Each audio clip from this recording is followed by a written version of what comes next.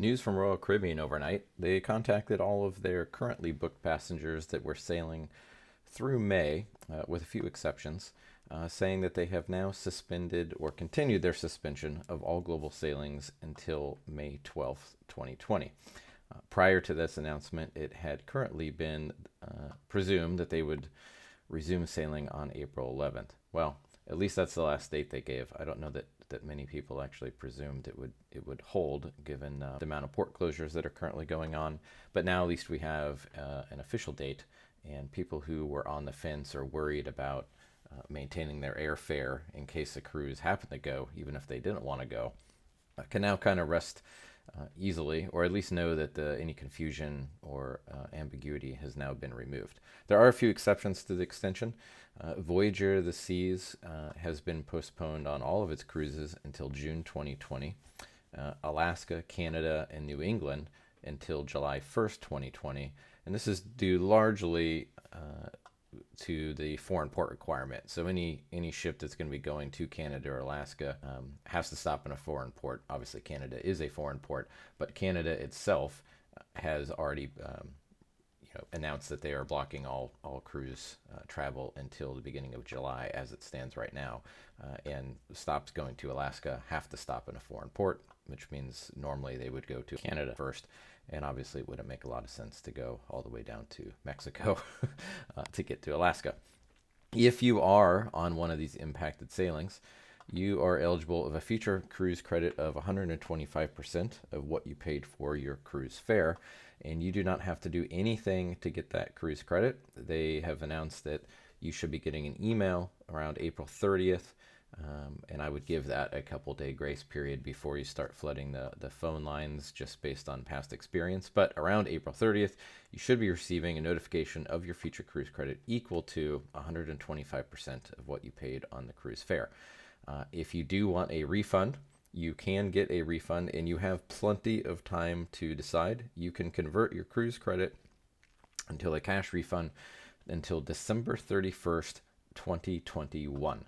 So you have almost 2 years to decide if you'd rather get the cash back. And this kind of is it's good customer service, but it also follows the pattern of they're going to give you a bonus to keep your booking on paper with Royal Caribbean, and it also is hopefully going to give them the option to hold on to your cash to help mitigate their outpouring of cash flow while they are not cruising.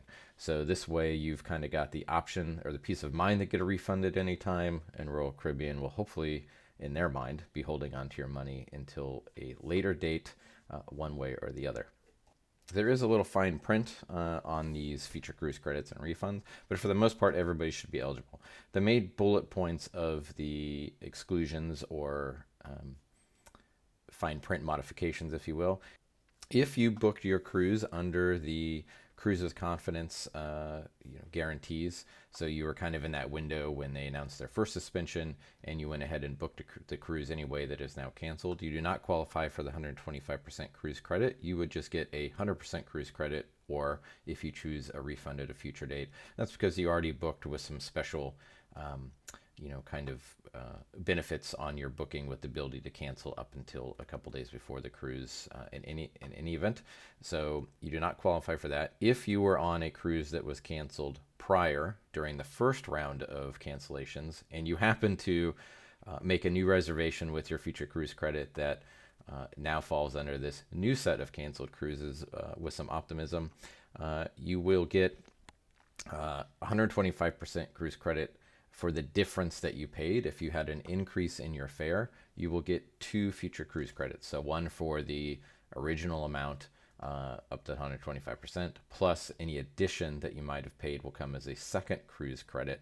And again, if you choose to get refunds, all of these would be issued at the 100% value, not at the 125% value.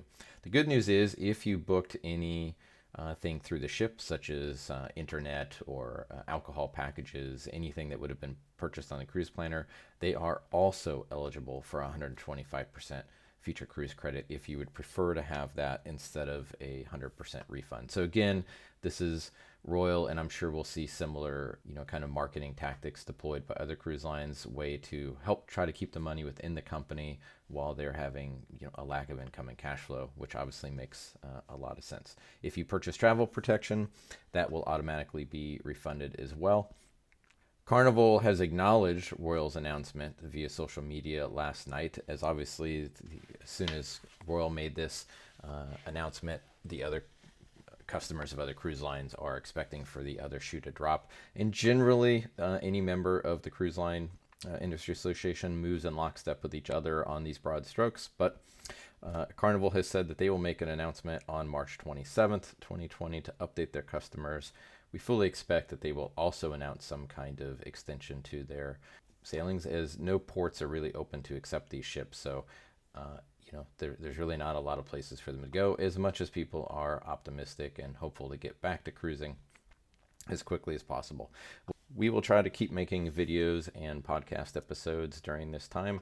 Now that we're kind of getting into our own home routine, hopefully we can find a way to make more regular updates on what's going on, is especially with what's happening in the world.